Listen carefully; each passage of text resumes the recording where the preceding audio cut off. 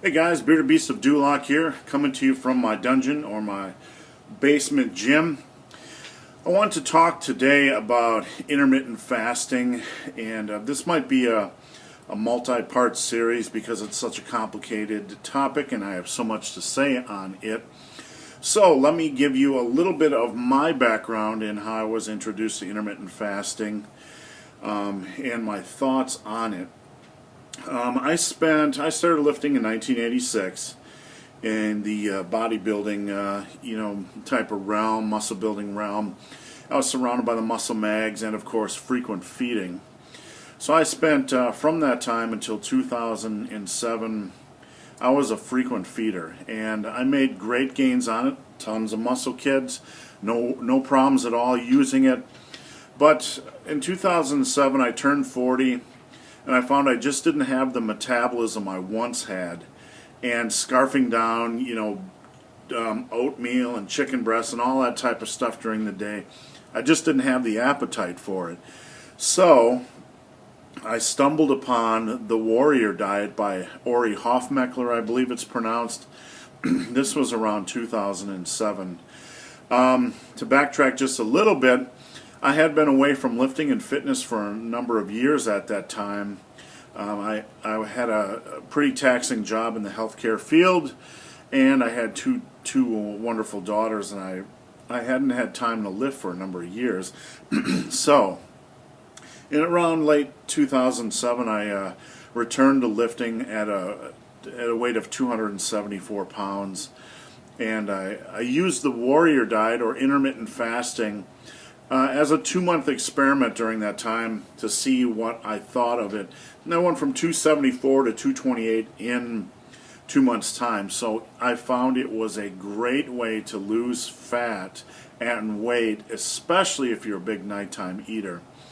So I am a huge proponent of intermittent fasting, especially kids, if you are overweight and a big nighttime eater. Now, most of us are big night eaters. We get home from work, we sit on the couch and we munch and crunch. So if that sounds like you and you need weight to lose, I recommend looking into intermittent fasting.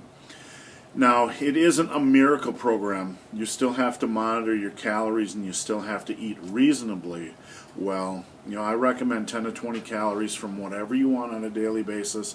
This isn't life or death. There's a little room in your diet for a little bit of fun, kids. But with that said, you still have to monitor your calories and keep them in check.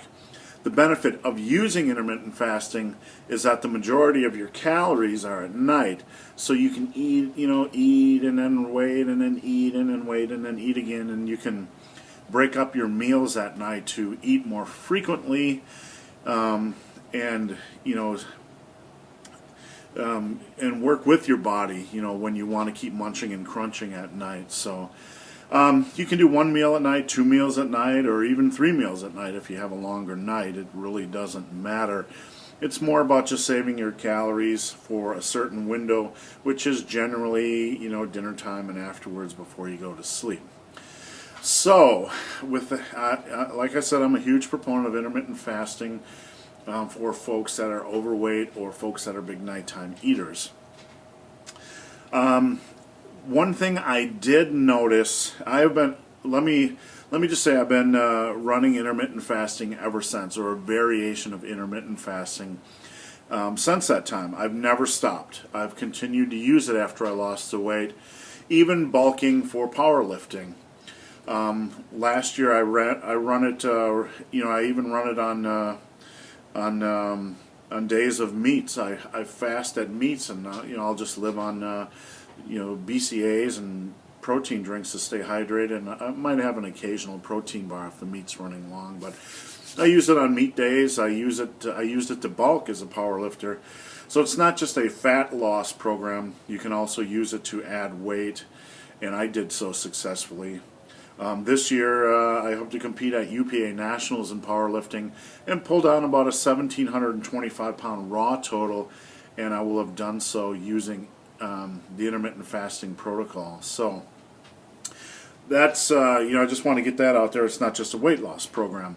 Now, with that said, I do not I do not. Let me phrase this the right way so I make sense. I do not believe it's for everybody, and I do not believe it's a miracle program.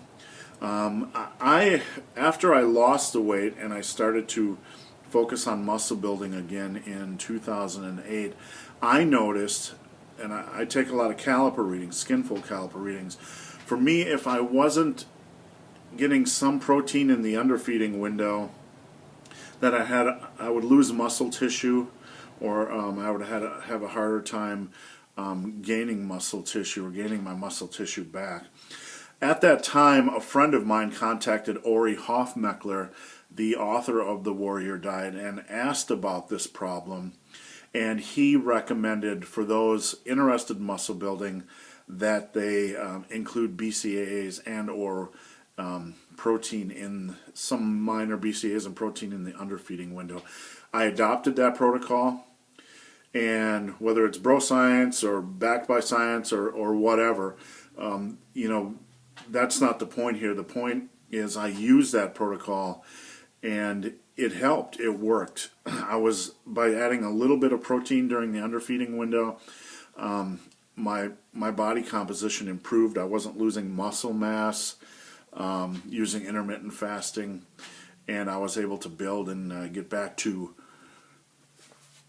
my pre-existing the muscle mass I was at years ago. So the point here is that with intermittent fasting, it may be beneficial for some of you to add protein during the underfeeding window, just to help prevent muscle wasting during cuts or help you build muscle during bulks. I know that is controversial for some of you, but it's worth a try. Now, regarding that point, I want to make a statement here, and it's not meant to offend anybody in the intermittent fasting community, but I grew up in the frequent feeding world, and I used it successfully.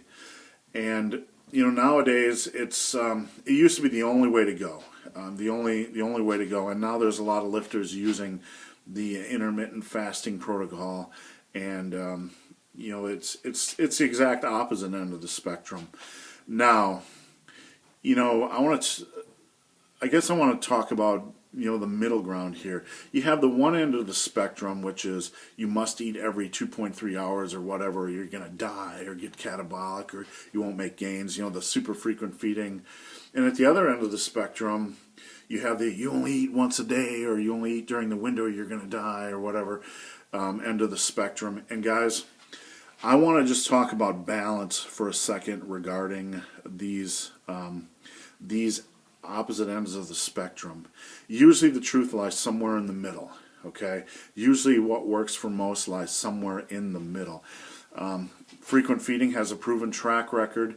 Every bodybuilder that I've ever met uses it and uses it successfully.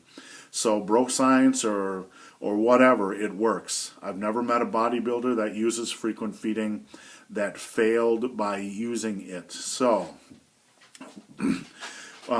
that's often discounted, but it is working regardless of the science behind it. So that could be directly attributable to the effort of the men and women who use it.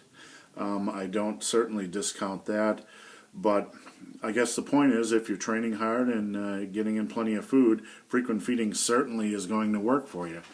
But if we want to find some balance and go somewhere in the middle ground, and pull back our calories a little, or our feeding frequency a little bit, and get back more towards a normalized, more middle ground thing of eating, 2, 3, 4 times a day. I don't think you're going to see any issues building muscle as long as your protein and calories are in the mix. I hate to see intermittent fasting turned into something very dogmatic, where you only have to eat once a day, and if you don't follow these rules, you're a heretic, or you're this, or you're that, or what, you get attacked. I've seen so many attacks on the internet from people who are who are not eating exactly how somebody's view of intermittent fasting is laid out.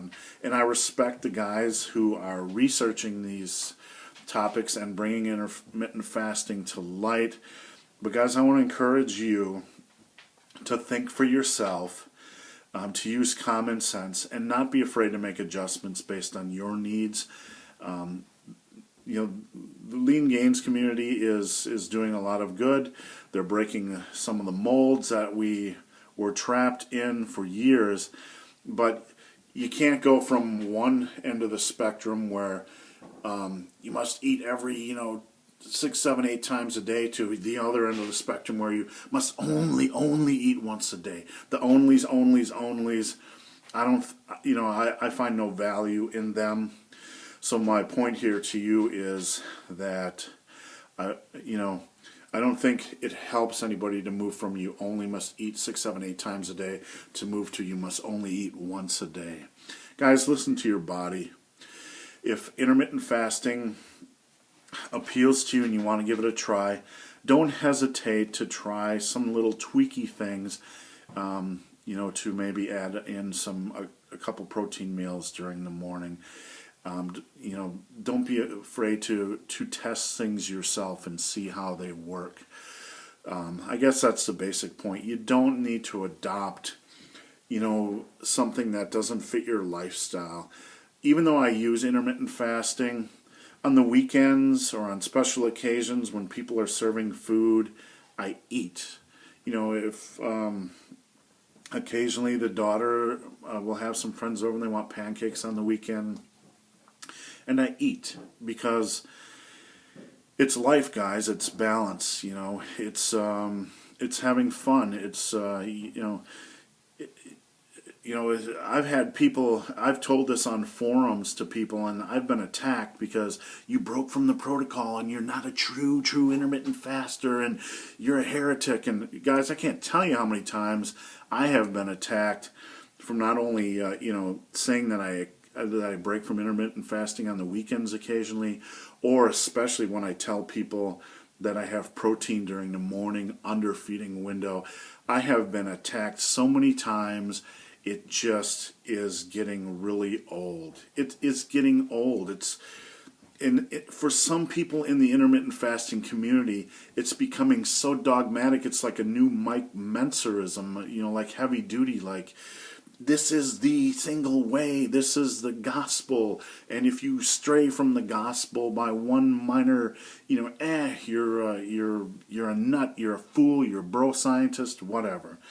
So guys, long video today, but important topic. Intermittent fasting. It's a great thing. It can be a useful tool. I've used it for almost 5 years now. I've lost a lot of fat with it. I've been a successful top 10 ranked powerlifter with it. I like intermittent fasting. Bottom line, kids, is don't be afraid to experiment on your own and tweak things to fit your needs. Because at the end of the day, it's all about results and it's all about your happiness, not about following some dogma. Intermittent fasting has been around longer than any of these modern lean gains or warrior diet or any of these other things, and that's no disrespect meant to these guys because I respect them greatly. But guys, this is your life. Don't be afraid to experiment, and if something works for you, then continue to use it. So guys, I hope this has been a help. If you have any questions or comments on intermittent fasting, please leave them below. If this video was a help, please leave it on your favorite website, on Facebook, Twitter, Tumblr, or Pinterest. And guys, as always, please subscribe to the Bearded Beast of Duloc, kids. The Bearded Beast of Duloc, who always has protein during his underfeeding window, kids. Have a great day, guys.